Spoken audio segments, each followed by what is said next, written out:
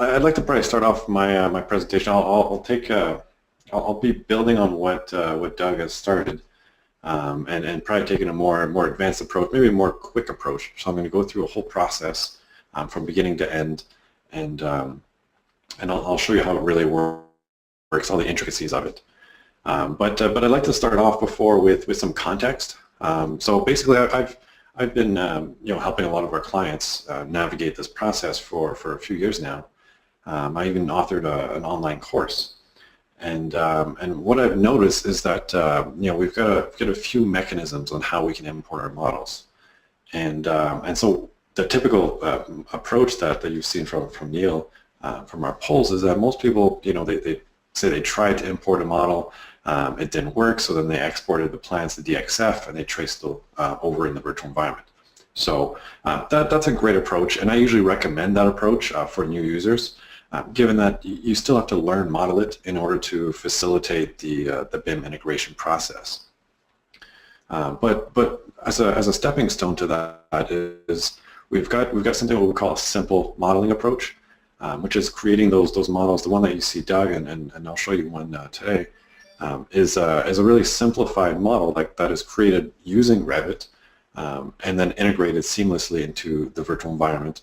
But even that process still requires a little bit of a work in Model It in order to post-process it. Now, the last approach is the most common one and the most difficult one, but the one with the biggest opportunity, and that's the adapting a detailed model for the integration in the virtual environment. So, and that's usually the scenario that most engineers encounter. So what ends up happening is that you have the architects that design their models for coordination, which is fine. That's their scope of work. That's what they've got to do. So they create their models. They pass off those models. They're very, very detailed, very advanced, and they pass these models. And then what a lot of you guys, the engineers, have seen is that they just don't work. And no matter how hard you try, I mean, you can try out really hard, and it does work after a while, but it can be frustrating. So there's a lot of techniques that you can apply to simplify this and adapt these models, but it's not straightforward. So without the proper support along the way, it can be difficult. So I'm going to manage this, or I'm going to walk through this process and try to help you guys along the way with some tips and tricks. And so if you'd like to know more information about this whole subject, I've written a blog post on our website, so you can check that out for a little bit more information. So what we're going to cover in probably the next I'd say about 15 minutes is we're going to run through the whole workflow. But first I'm going to introduce the modeling techniques for the simple model approach. I'm going to start off there because the simple model approach, it says it itself, it's very simple. It's easy to teach, it's easy to show you, but a lot of the concepts, the modeling concepts, can also be applied to a detailed modeling approach. It's just a matter of understanding the kind of root cause problem of what's causing the issue, and then you're able to apply that fix to any model going up.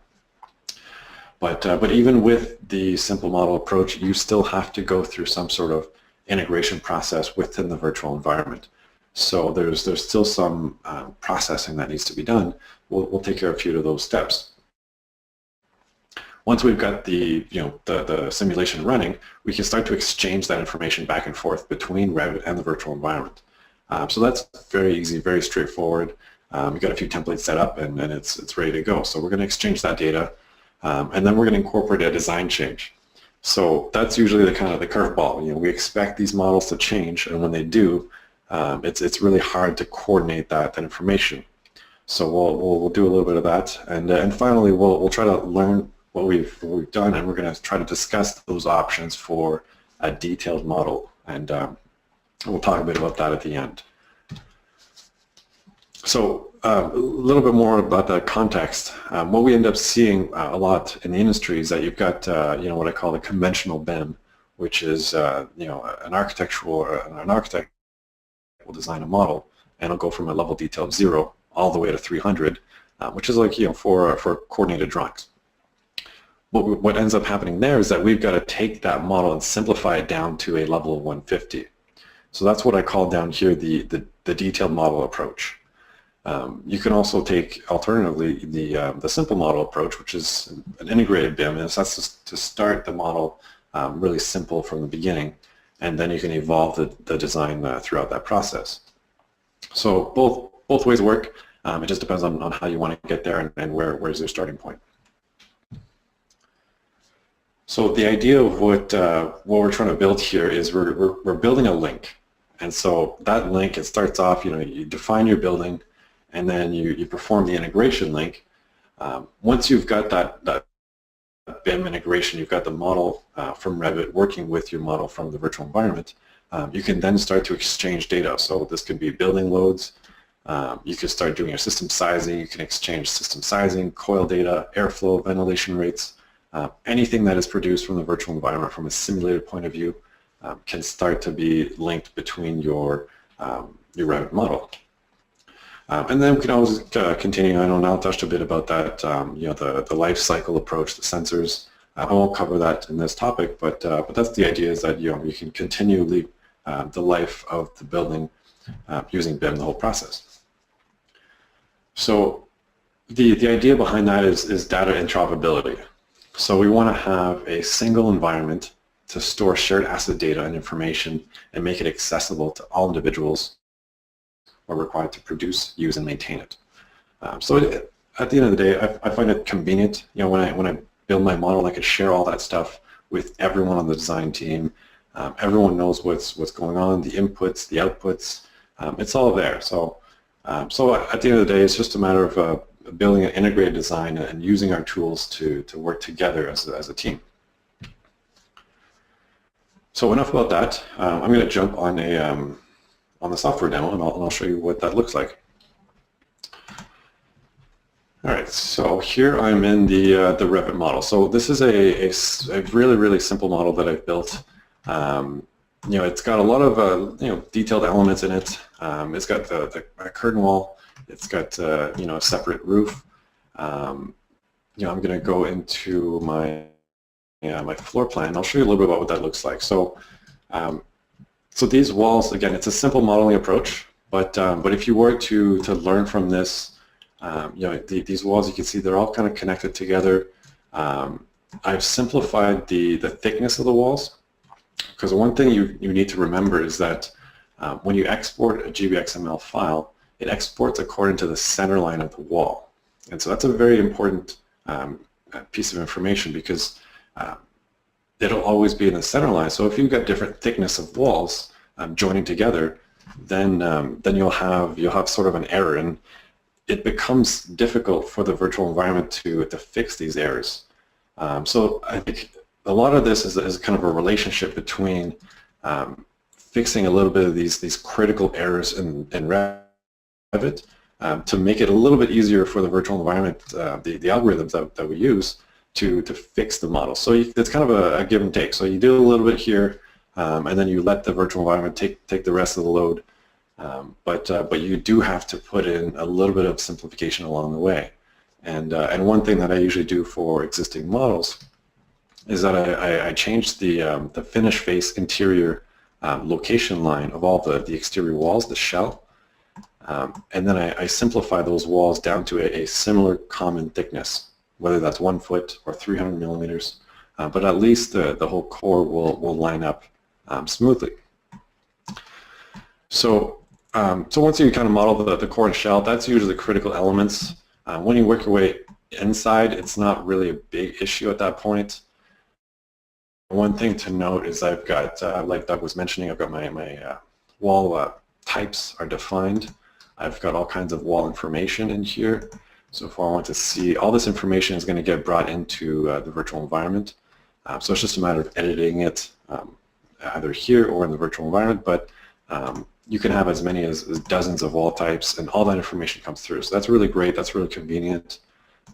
We've got space type information, all that kind of stuff. So enough about that. I'm going to go and just start a quick simulation, or I'm going to export this file, and then I'm going to start to prepare it in the virtual environment. So I'm going to skip. I usually click the complex and shading surfaces as my option, but I try to avoid the mullion. All right, so I'm going to call this webinar BIM. So it's a small project, so it should go pretty quick. So here I've got just a blank slate, so I'm starting it from scratch. I want to show you that there's no magic trick here. I'm going to try to follow along the whole process so that you can see what I'm doing at every step. So first of all, I'm going to import my GBXML file. And I apologize, I'm going to have to go pretty quick because it is a quick demo.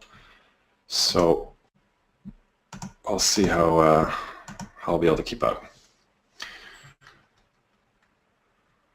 So let me just wait a sec before this loads.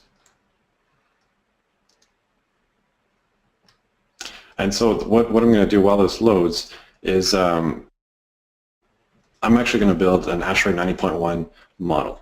And so that's kind of some of the stuff that's a little bit different between importing space types from Revit. One key element is that those space types aren't ASHRAE compliant space types. They're Revit imported data. And so I find personally that that data is not what I want and what I need for my energy simulation. Therefore, I have to override it and fix it. And that's kind of why I use the tools together to move information across back and forth as opposed to rely 100% on the export file. This export file, I use it as a tool, but I use other tools like Excel to move a lot of the data. So overall, I mean, it looks pretty good. We got the spaces imported. Overall, this is all pretty fine. So I've got this this project looking good. All right, so usually when I start off, I've got my room inner volumes. I like to turn those off. So here in the view, where are my inner volumes? There you go. There, so you can turn those off. So I usually like to turn those off, and then so then I jump in the navigator. So I recommend a lot of our new users to start with the navigator. Here in North America, at least, we use the ASHRAE code. So I'm going to start off with this ASHRAE navigator, but I'm sure the BREEAM is all pretty similar. First things first, you set up your location site. I've actually imported that, so I'm going to leave that one as is. But I've got to import my ASHRAE standard. The reason why I got to do that is I've got to bring in my space type templates, and because what we've got imported already is we have our zones imported.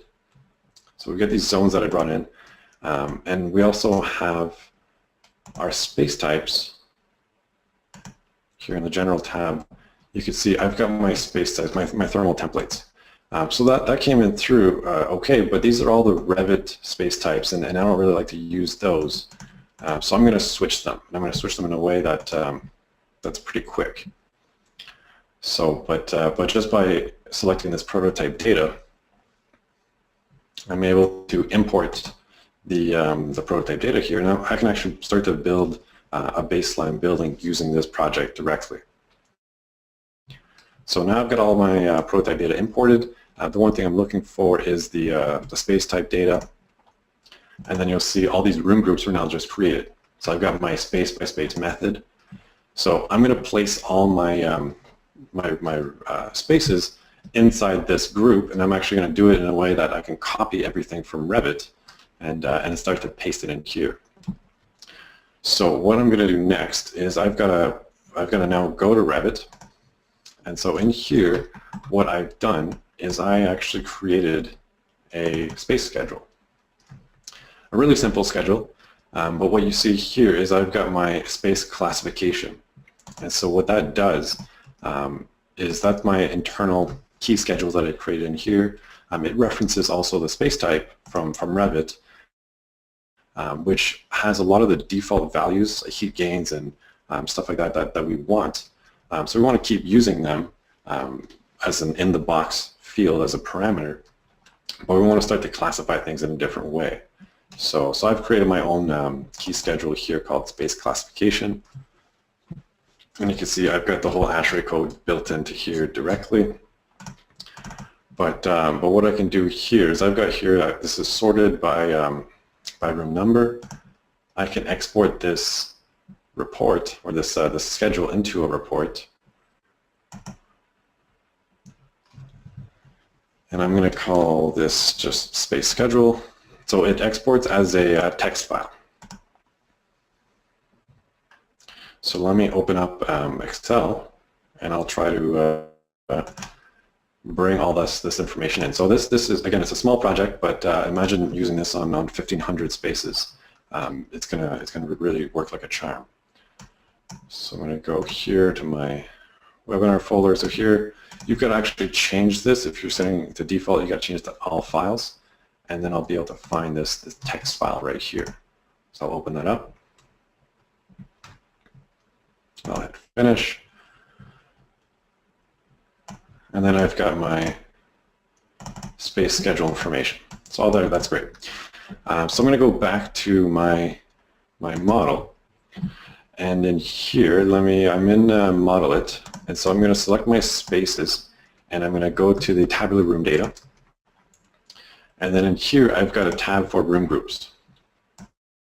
So you'll see here I've got a space by space method room groups. These are not set. And so to replace these, what I do is I copy the information from this tab, and then I go back to my exported file, and I just paste this here. And so what I can do here is this is the column that I need to replace. What I'm going to do is I'm going to grab this, and it's also good to check that I've got the same alignment of room numbers. If you need to, you can always fill a sort inside Excel. So I'm going to grab the space classification tab that I've created, grab this, and then I can paste this directly into here. And this last one is a shading surface, so that one doesn't count. And then what I do is I hit Control-A inside the whole box, and it grabs the whole area here. So now I've got that copied on my clipboard. I can go back to this model, and I can go paste. And then you can see all my information just kind of appeared, which is great. That's what I like to see. And that's kind of a technique I use to move information across. So that's really cool, really convenient. Then what you can start to do is that you've got the space classification tab here. You click this, and then everything that's in a room group will get assigned to the thermal template. So templates were assigned. So that's great. That's what I want to see. So next we've got the, let's see, the constructions. So Doug touched on the constructions for a little bit. Again, I can reiterate this a little bit. I've got my constructions here. I've got all kinds of different walls. So I'm not gonna cover this too much right now. But one thing to note is that we imported a lot of the Revit constructions. So you want to probably purge the unused ones, which removes a lot of the additional stuff in your model. But you should also double check all your models. So a lot of these materials inside the constructions, they all default to brick and blockwork. The vapor resistivity is usually 0. So what I end up doing to a lot of these materials is I end up just replacing them. So I just kind of rename them 200 millimeter concrete block, but I actually sized it at 10 millimeters. So that makes it easy for me to import that wall, but I can keep the information there so that I can actually go in here and I can just copy material, and I can start to fix these layers really quickly. But they do need to be kind of cleaned up because sometimes some of the materials will cause errors, and it has to do with the materials and the material their resistivity or all kinds of factors like that. So that needs to be double checked. But for the sake of time, I'm not going to go through all those. One thing that I'd really like to show you is that this curtain wall has a lot of spandrel panel, and we have doors in here. So I like to use an application here in Model It that makes this really, really easy to do. So once I get to Model It, we've got this tool. Let me select all my spaces. We have this tool called Select Openings by Criteria. And what that allows you to do is I can go and just pick off, I know this is my sill, my spandrel, I can select everything in that sill height, and I can replace, actually with this we have to convert them to a door. So the door is what we use as a material property to convert for a spandrel panel. So I'll type in open equals D up here, and then you can see it got converted to a door. And I can change this. If I had imported my new materials, I would import a spandrel panel that I've got pre-created.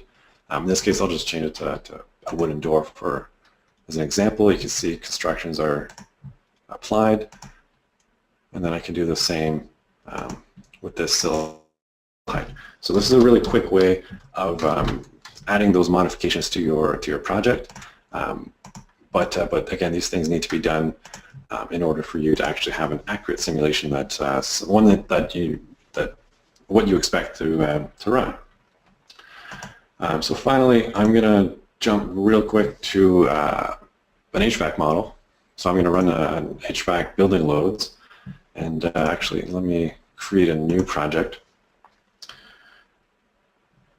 And so that's kind of like the final step. So you update your you update your thermal templates, you update your constructions, and then you polish off the kind of elements that you need inside Model It, and then you're ready to put your spaces inside an HVAC model and start to running building loads.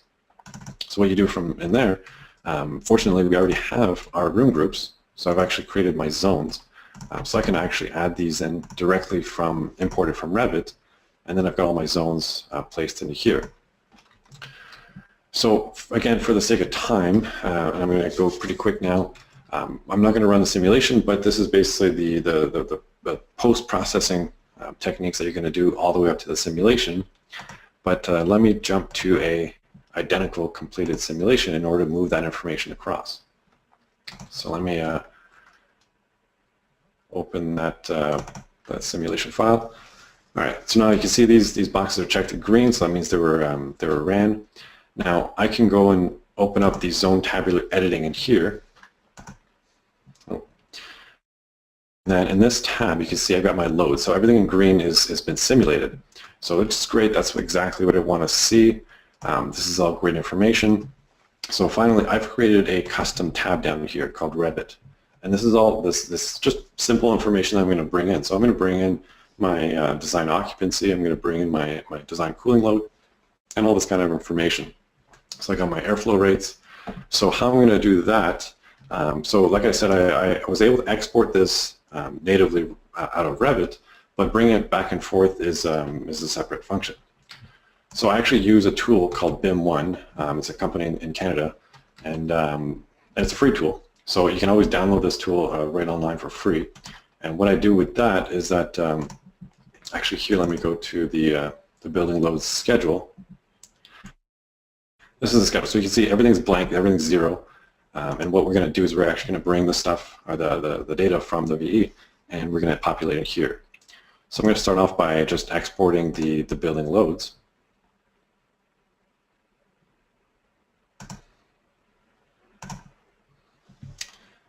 And then actually one file per schedule. I usually like to do one file per schedule. There you go. So let me find that. All right. Okay, so this is what it looks like. Basically everything's zero. And so what I've done inside the virtual environment is that I've taken this tab and it operates the same way. All the tabular editing is the same across Model It, Apache, and Apache HVAC. So I can copy this data right into here, and then I can go into the schedule, and I paste it. Let me paste it here, and then you can see I've lined out the tabs. So it's nice and convenient. So what I can do is actually copy these. Design load, and let me double check. Zone airflow. Oh, looks like I missed a tab. Oh well. So I'm going to copy this up here, and then so all my values are up here, and then these little dashes, you got to make sure you remove them. That's going to cause an error.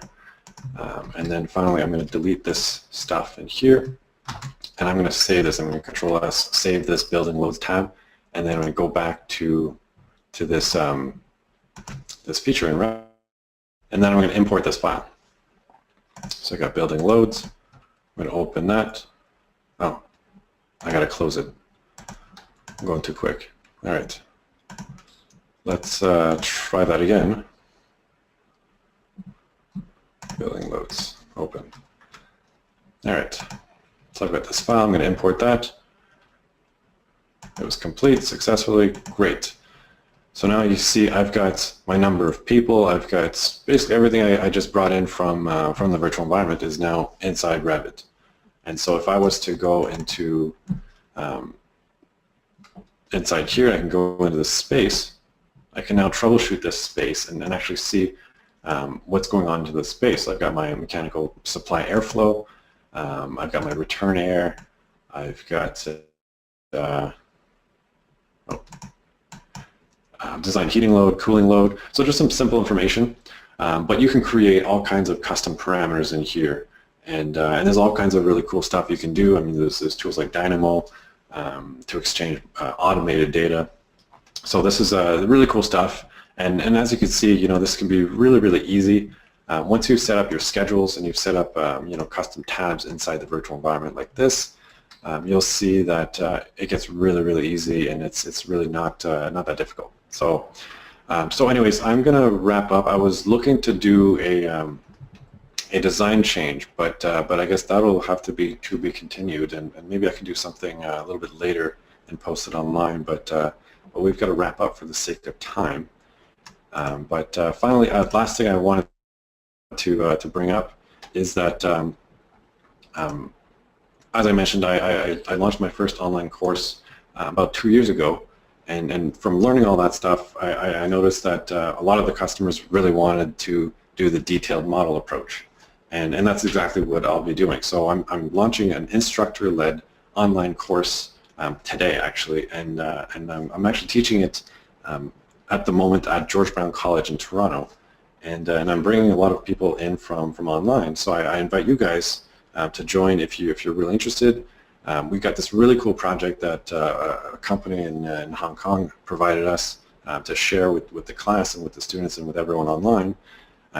Really detailed, really advanced project, and that's the type of stuff that most of our customers end up getting. So exporting that and putting it right through the VE will be tough, and so that's why we have a lot of these modeling techniques that are designed to simplify these models, so that you can get these giant projects in all of their wall types, all their space types, all the information into the VE, simulated and exchanged back with all the data. So a project like this may seem very big, maybe overwhelming, but personally, it might take me just probably a day, maybe less than a day, and I can get this entire project integrated, simulated, and data exchanged.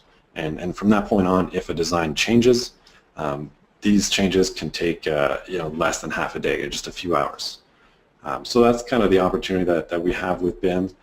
It's difficult getting there, but that's kind of why the approach I've been taking is on the educational side, and to try to show people and teach people the techniques that deliver success. So I'm happy that, you know, the IES is developing the Navigator. What we're going to have to keep in mind is that it's a relationship between both tools. So you want to put as less effort as you can into these models, and let the VE handle the rest. And so it's just a matter of understanding that balance and trying to make the whole process easier, faster, and better for our customers, so that we can you know, design these simulations a lot faster and get the results quicker, so that you know, we can do a lot of earlier design.